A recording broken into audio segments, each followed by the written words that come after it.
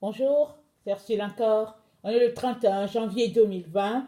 Alors, je viens sonner la trompette aujourd'hui encore. Je viens nous encourager à être des personnes, au fait, attachées à leur Seigneur, vivant dans notre premier amour. Amen. À l'église d'Éphèse, Jésus a dit de retourner à son premier amour. Je pense que c'est la première lettre de Jésus. Il a dit ce que j'ai contre toi, c'est que tu as perdu ton premier amour. Et Jésus a encouragé l'église d'Éphèse de retourner à ce premier amour-là. Et ça, c'est dans, je pense, Apocalypse 2. Il est donc important que nous vivions avec des cœurs enflammés pour le Seigneur. Alors, ce n'est que comme ça qu'on pourra passer à travers ces moments difficiles dans lesquels nous sommes, si nous gardons notre focus uniquement sur Jésus. Amen. Alors, il dit, Apocalypse 2, le verset 3, il dit, euh, écoutez, je vais lire à 2, il dit, je connais tes œuvres, ton travail, ta persévérance. Je sais que tu ne peux supporter les méchants, que tu as éprouvé ceux qui se disent apôtres et qui ne le sont pas, et que tu les as trouvés menteurs, que tu as de la persévérance, que tu as souffert à cause de mon nom, et que tu n'étais point lassé. Mais ce que j'ai contre toi, c'est que tu as abandonné ton premier amour. Souviens-toi donc d'où tu es tombé, repens-toi et pratique tes premières œuvres. Sinon, je viendrai à toi et j'ôterai ton chandelier de sa place, à moins que tu ne te répandes. Alors voilà, alors c'est Jésus donc dit à cette église-là de retourner à son premier amour et de pratiquer les premières œuvres. Alors, quand il dit tu t'es lassé de moi, très souvent c'est que tu as arrêté de faire certaines choses qui faisaient que tu gardais la flamme pour le Seigneur. Et ça, ça arrive à tout le monde. Écoutez, ça arrive, on n'a pas forcément toujours un amour en ligne verticale pour le Seigneur. C'est des choses qui arrivent. Ça fait partie du cheminement de tout être humain. Mais il est important que tu t'en aperçoives et que tu retournes à ce premier amour-là. Que tu te mettes à pratiquer ces œuvres-là que tu pratiquais dans le temps avec ton Seigneur, mais aussi que tu dépasses ces œuvres-là. Ce qui va te garder toujours enflammé et puis qui va faire que tu ne seras pas perdu dans les spéculations de notre monde et puis les distractions de notre monde quand Jésus reviendra. Amen. C'est très très important. Alors, que le Seigneur bénisse sa parole. Aujourd'hui, je viens parler de la nouvelle alliance, sa loi dans nos cœurs. Amen. Nous allons lire Jérémie 31, le verset 34. Jérémie 31, le verset 34.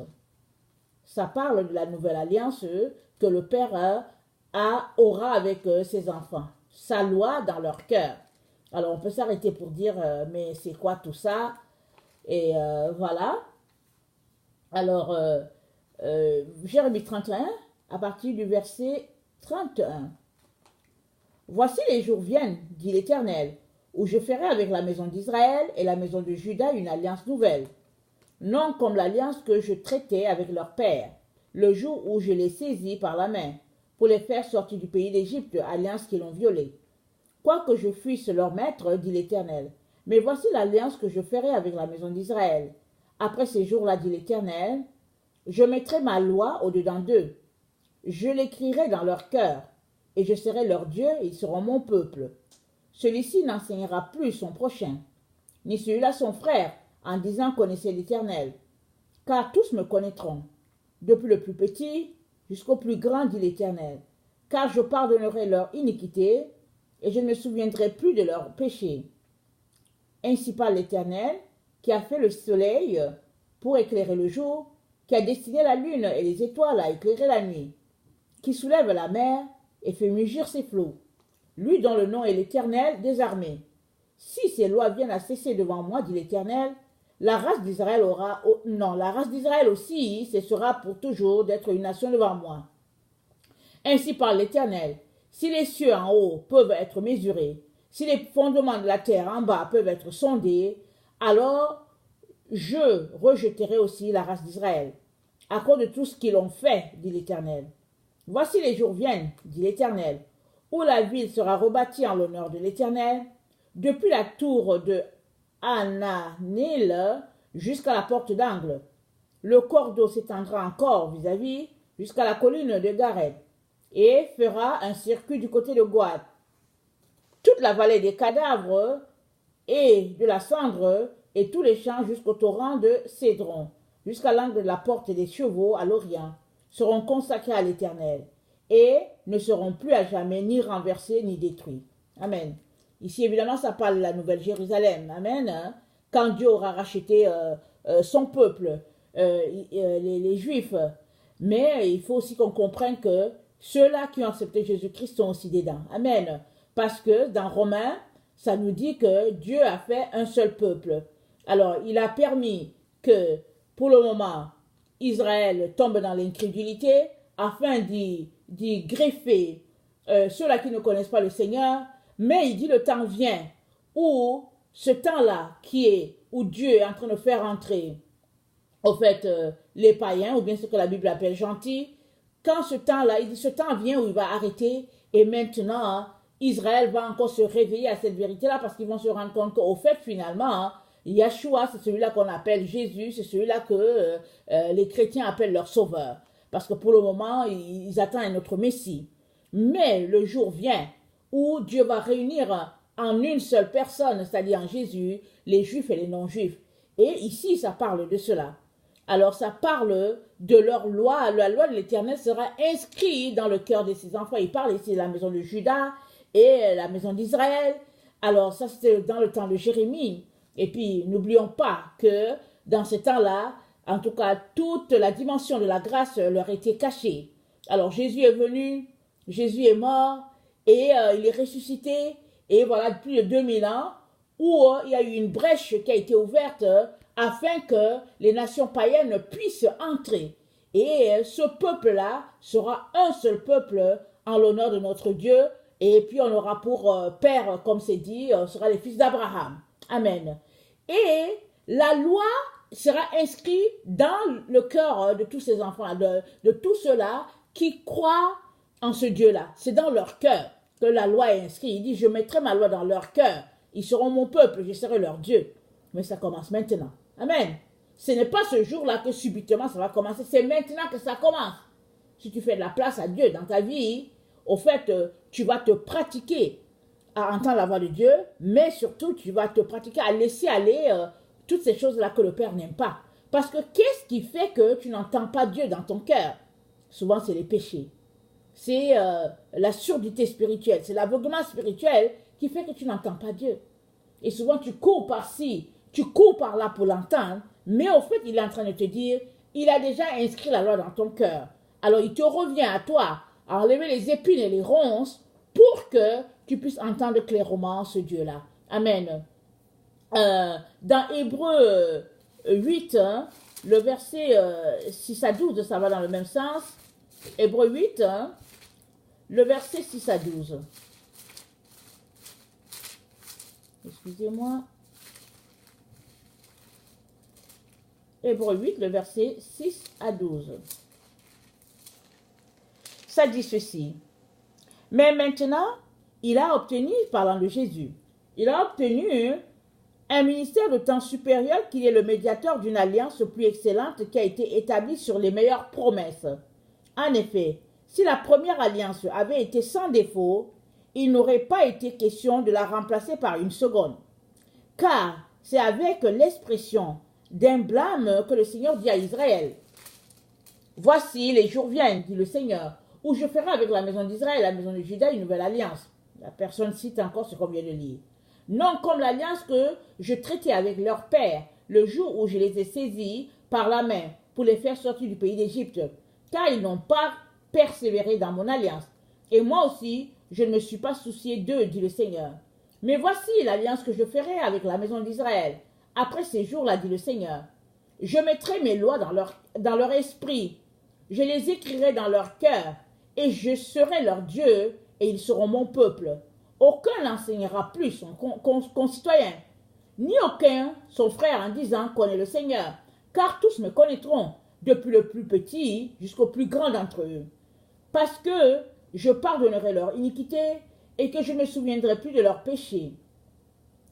je ne me souviens plus de péché, en disant une alliance nouvelle, il a déclaré la première ancienne. Or, ce qui est ancien, ce qui a vieilli, est prêt de disparaître. Amen. Alors, ce qui est ancien, ce qui est vieilli, est prêt de disparaître. Pourquoi il dit ici prêt de disparaître? Bon, ça a été écrit, peut-être au 1er siècle, ou en tout cas autour de ce siècle-là, mais on est vraiment dans le temps où les vrais enfants de Dieu sont en train de se préparer pour se retrouver vraiment à passer le temps dans l'éternité avec leur Dieu. Et c'est dans le cœur que les choses se passent. Ce n'est pas vraiment en faisant croire aux gens que, au fait, tout est correct pour toi, alors que le cœur est souillé. C'est ton cœur que tu dois nettoyer. C'est dans ton cœur que tu dois examiner ta relation avec le Seigneur pour savoir si tu es toujours en amour avec ce Jésus-là ou s'il y a quelque chose qui cloche. Et le cœur est le foyer de tout ce qu'on peut vraiment imaginer sous la terre ou bien dans les cieux. C'est le cœur. Tout est placé dans le cœur. Le cœur est très très important. C'est le centre de notre vie. C'est le centre de notre personne. Tout est là dans le cœur. Souvent on ne prête pas attention, mais le cœur, c'est vraiment le centre. C'est comme le moteur d'une voiture.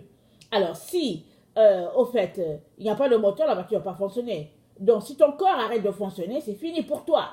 Alors le cœur, c'est le centre de tout. Et dans Proverbe 4, le verset 23, c'est dit « Garde ton cœur plus que toute autre chose, car de lui viennent les sources de la vie. Écarte de ta bouche la fausseté. Éloigne de tes lèvres les détours. Que tes yeux regardent en face et que tes paupières se dirigent devant toi. Considère le chemin où tu passes et que toutes tes voies soient bien réglées.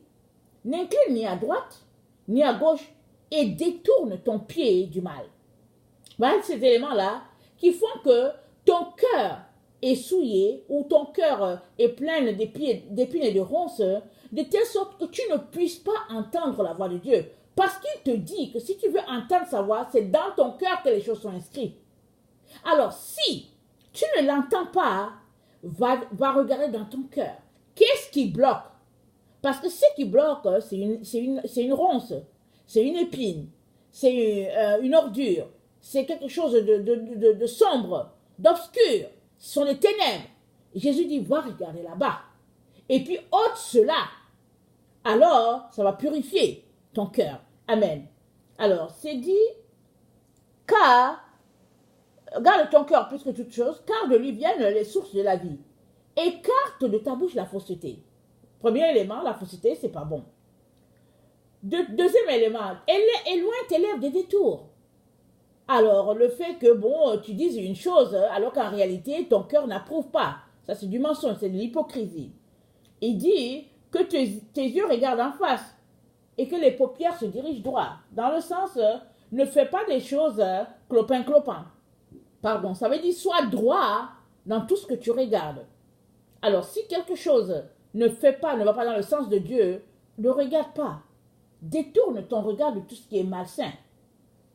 Et ça dit aussi de t'arrêter de considérer le chemin par où tu passes. Par où passes-tu? Considère ce chemin-là. Si c'est un chemin que le Père n'aime pas, ne persiste pas à y aller. Détourne-toi de là. Il dit que toutes tes voies soient bien réglées. Regarde dans ton comportement, dans tes agissements, dans ce que tu es, dans tout ce que tu fais. Il dit que tes voies soient bien réglées. Alors ici, il n'est pas question de marcher selon tes intérêts à toi, mais il est question de marcher selon les directives du Père. Quand bien même ça ne ferait pas tes affaires, si cela glorifie le Père, laisse aller tes intérêts à toi. Considère les voies par lesquelles tu passes et mets en avant les voies de l'Éternel. Mets-le en priorité dans tout ce que tu fais. Considère d'abord ses voies à lui. Laisse aller tes intérêts. Aujourd'hui, on vit dans un siècle où les gens marchent selon leurs intérêts. Si quelque chose les arrange, ils vont te dire, oh oui, d'accord, oui, Dieu est là, Dieu est bon. Mais si ça ne les arrange pas, non, ils sont capables de marcher sur toi, de te piétiner pour aller toucher ce qu'ils aimeraient avoir. Mais ici, ça nous dit que nous sommes appelés à marcher d'une voie droite selon l'Éternel. Il dit, n'incline ni à gauche, ni à droite. détourne ton pied du mal. Et nous savons tous que nous sommes dans un combat du bien et du mal. Nous sommes dans un combat de la lumière et des ténèbres. Et le proverbe ici nous dit, détourne ton pied du mal. Alors, qu'est-ce qui est mal et qu'est-ce qui est bien? Ce qui est mal, évidemment, ce n'est pas ce que ta société appelle mal. Parce qu'aujourd'hui, la société peut appeler quelque chose bien alors que la Bible dit que c'est mal. Comme on est en train de voir tout ce qui se passe autour de nous. On est en train de réhabiliter, au fait, les conjoints de même sexe. On est en train de réhabiliter certaines choses. On est même en train de diminuer l'âge de consentement d'une relation sexuelle entre un enfant et un adulte. La société, ils sont en train d'amener les sociétés à accepter cela. Pour que les gens se disent que bon, dans le fond, au fait, ça fait partie de la loi. Ou bien, on nous fait croire qu'on peut naître avec un penchant vers l'homosexualité ou pas. C'est ça qu'ils sont en train de faire croire. Et puis, ils vont enseigner ça dans les écoles. Mais, si toi, tu es appelé à marcher avec le Seigneur, si tu aimes ton Seigneur et que tu as décidé que tu vas marcher de manière droite, tu n'as pas le choix que de proclamer la vérité et de te tenir pour la vérité. Quand bien même, les gens vont chercher à te persécuter. Tu es appelé à demeurer dans la droiture, sur le chemin de la vérité, parce que c'est là le chemin de la lumière, et puis c'est là que se trouve Jésus. Parce que la parole, c'est la vérité. Il n'y a pas une demi-mesure. La parole de Dieu, c'est la vérité. Et cette parole, elle n'est autre que Jésus. Alors, tu ne peux pas marcher selon les directives de ton environnement ou de ta société si ces directives-là vont contre la parole de Dieu. À toi de choisir. C'est pourquoi Jésus-Christ te dit, considère les chemins vers lesquels tu passes, sur lesquels tu passes.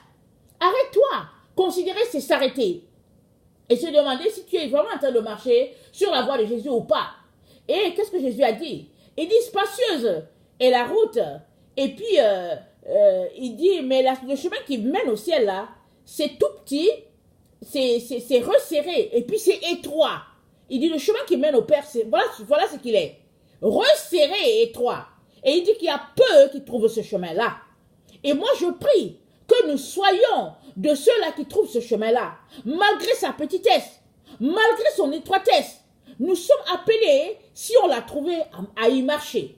Arrêtons de nous compromettre pour satisfaire, par exemple, les gens qui sont autour de nous, ou bien pour satisfaire notre ego. Nous sommes appelés à demeurer sur le chemin étroit, peu importe les conséquences qui s'en suivront. Alors, Jésus-Christ te dit que sa loi, sa nouvelle loi, elle est inscrite dans ton cœur. Alors, si tu ne la trouves pas, vas-y regarder. Et puis, fais tout pour enlever les épines, pour enlever les ronces. Et puis ça va, au fait, cet exercice-là que tu as appelé à faire, tu le feras évidemment avec ta pensée. Parce que souvent, notre pensée peut accepter quelque chose, alors qu'en réalité, ce n'est pas la pensée de l'Éternel. Amen. Regardons dans Ésaïe 55. Ésaïe 55, j'espère que c'est bien ça où je suis.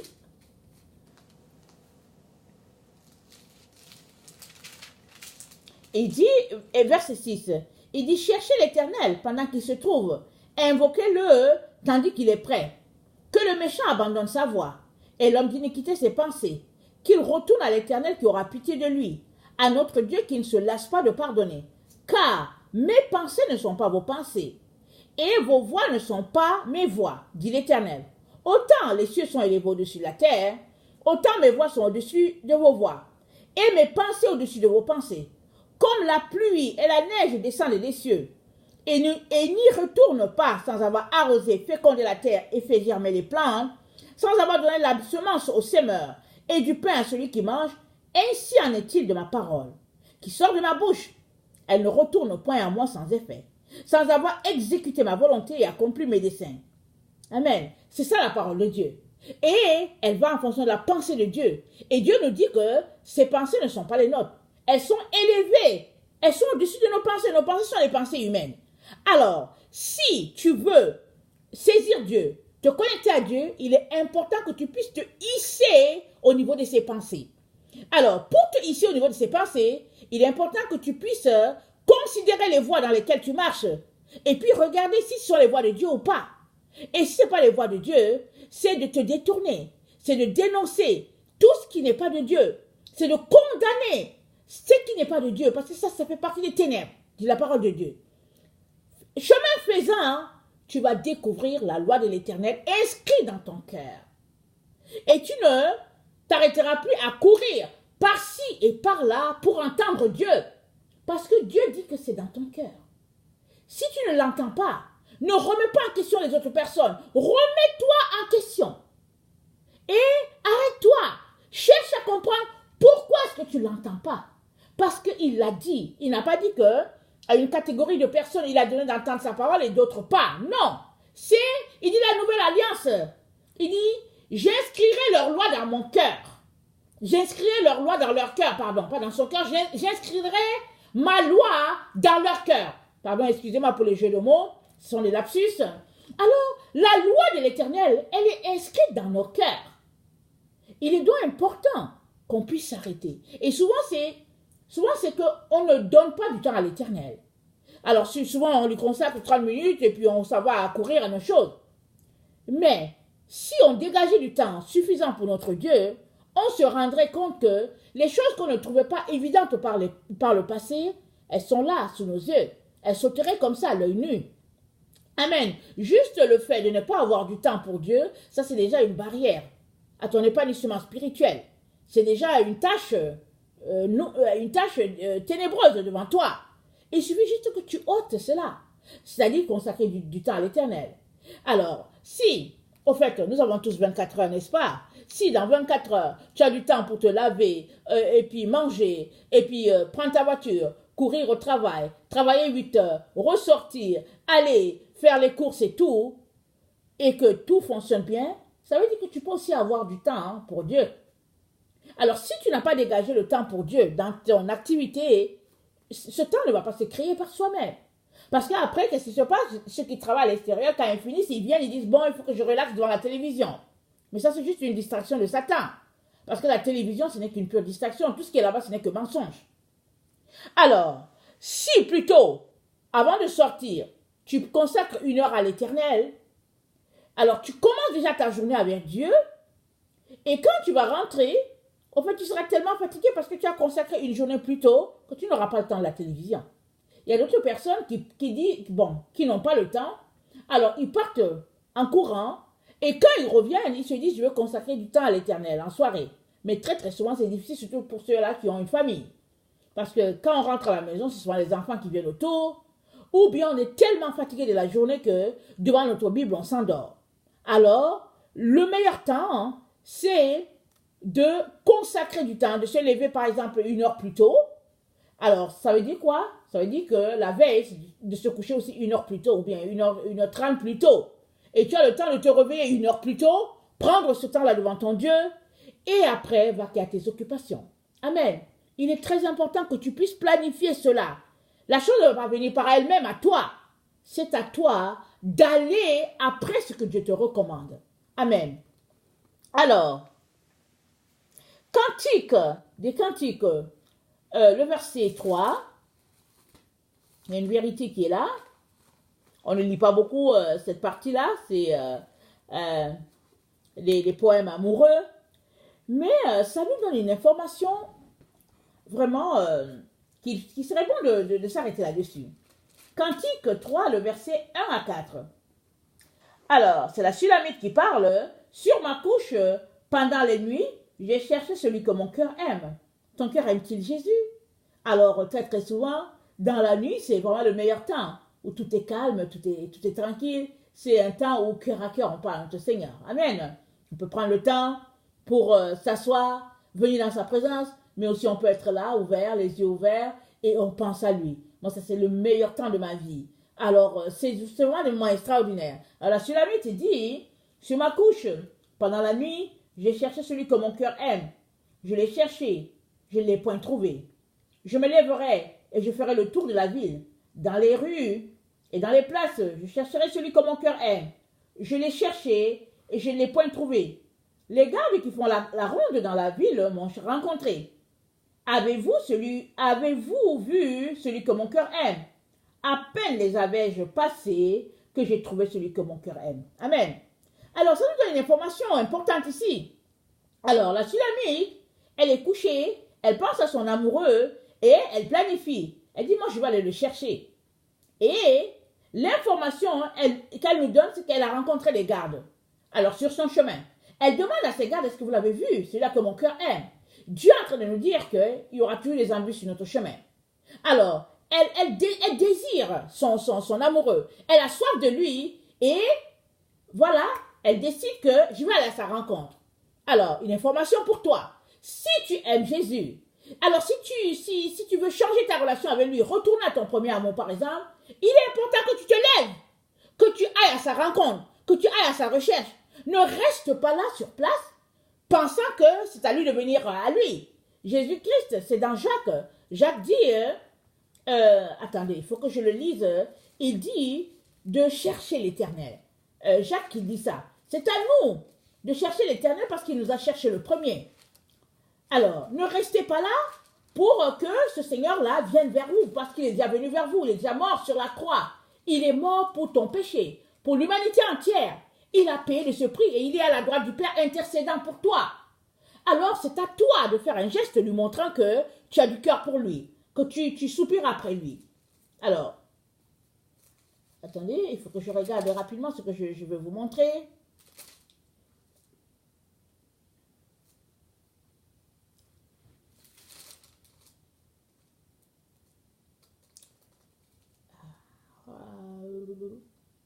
Je ne vois pas mon passage dans Jacques, on dirait que je ne l'ai pas souligné, mais ça dit de chercher l'Éternel. C'est à toi de le chercher, c'est à toi d'aller vers lui. Parce qu'il dit, approchez-vous de Dieu et il s'approchera de vous.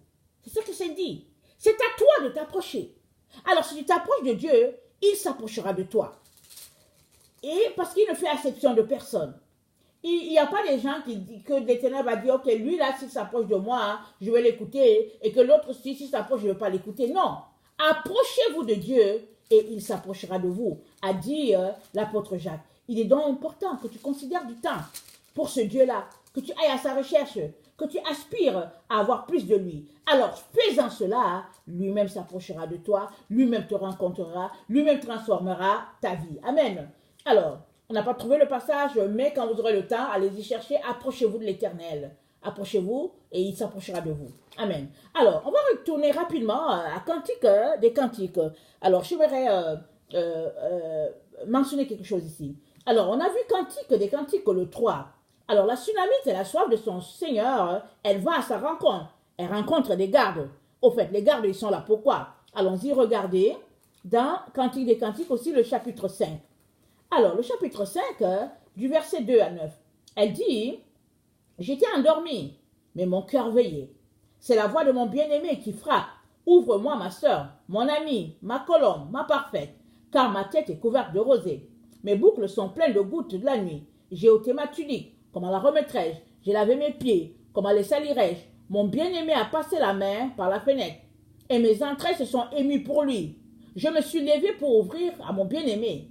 Et de mes mains a goûté la myrrhe, de mes doigts la myrrhe répandue sur la poignée du verrou.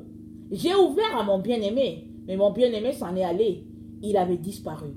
J'étais hors de moi quand il me parlait. Je l'ai cherché, je ne l'ai point trouvé. Je l'ai appelé, il ne m'a point répondu. Les gardes qui font la ronde dans la ville m'ont rencontré. Ils m'ont frappé, ils m'ont blessé, ils m'ont enlevé mon voile. Les gardes des murs, je vous en conjure, filles de Jérusalem. Si vous trouvez mon bien-aimé, que lui direz-vous? Que je suis malade d'amour. Qu'a ton bien-aimé de plus qu'un autre? Oh, la plus belle des femmes, qu'a ton bien-aimé de plus qu'un autre pour que tu nous conjures ainsi? Donc voilà, dans Cantique des Cantiques 3, elle a rencontré des gardes. Elle a dit, mais est-ce que vous avez trouvé mon bien-aimé? Alors elle est allée à sa rencontre, mais les gardes l'ont bien frappée. Alors elle a vécu des difficultés. Le texte nous dit qu'elle a vécu des épreuves. Alors quand son bien-aimé a cogné à la porte, elle s'est levée. Est-ce qu'elle a pris plus de temps ou pas? En tout cas, ça fait partie de la marche avec le Seigneur. C'est ça que je veux vous dire. Alors, pendant que tu es là avec le Seigneur, que tu as un amour pour lui, une passion pour lui, pour aller plus haut, au niveau de ta montagne, souvent, tu as l'impression que tu n'entends plus le Seigneur. C'est comme s'il se cachait. Mais au fait, pourquoi il se cache? Il se cache pour que tu puisses le chercher. Pour que tu sois encore plus en amour avec lui. Alors, parce qu'il y a il y a des embûches sur ton chemin et tu as besoin de les braver pour que ton amour pour lui vienne à la perfection. Parce que nous aimons le Seigneur, souvent, dès le départ, c'est souvent comme les émotions, on l'aime, alors vraiment, on est passionné de lui. Et à un moment donné, il y a des épreuves. Alors, est-ce que, malgré les épreuves, tu vas toujours l'aimer? Est-ce que, malgré les épreuves, tu vas toujours continuer vraiment à soupirer? Très, très souvent, les épreuves sont telles qu'on se détourne de lui. Mais, il te dit ici, à travers Cantique des Cantiques, de continuer de le chercher, malgré ces épreuves-là. Parce que la Sulamite, elle s'est fait battre, elle s'est fait abuser, elle s'est fait violer sur tous les plans. Mais elle a continué à la recherche de son bien-aimé. Parce que c'est de ne pas garder le focus sur tes épreuves, sur les difficultés de ta vie, mais c'est de garder ton focus sur ton bien-aimé. Parce que quand on va continuer de le lire, elle va finir par le rencontrer, ils vont finir par se rencontrer. Mais il est en train de nous dire, c'est une marche de difficulté. Mais tu dois continuer. Parce que c'est ça qui va amener ton amour à la perfection. Et quand ton amour est à la perfection, tu pourras entendre sa voix dans ton cœur. Parce que sa loi, elle est inscrite dans ton cœur. Elle est inscrite en lettres d'or. Mais ce qui fait souvent que tu n'entends pas, c'est tout ce qu'il y a autour. Les épines, les ronces et souvent même ton cœur, je veux dire tes pensées, souvent même ton état de désolation, de frustration. Tout ça fait souvent que, au fait, c'est juste les embûches qui t'empêchent de connecter parfaitement à ce bien-aimé-là. Alors, je viens vraiment nous encourager à aller vraiment à l'essentiel dans notre relation avec le Père à tous les jours pour voir qu'est-ce qui nous bloque. Parce qu'une fois que tu vas trouver la chose qui te bloque, au fait, il y en a plusieurs. Mais à chaque chose que tu ôtes, tu t'approches plus, au fait, de ce cœur-là purifié qui va faire que tu l'entendras parfaitement. Amen. Que le Seigneur bénisse sa parole et puis qu'il nous donne de pouvoir continuer notre marche en escalier avec lui. Amen. Je vous aime beaucoup et Dieu davantage. Soyez bénis. Merci.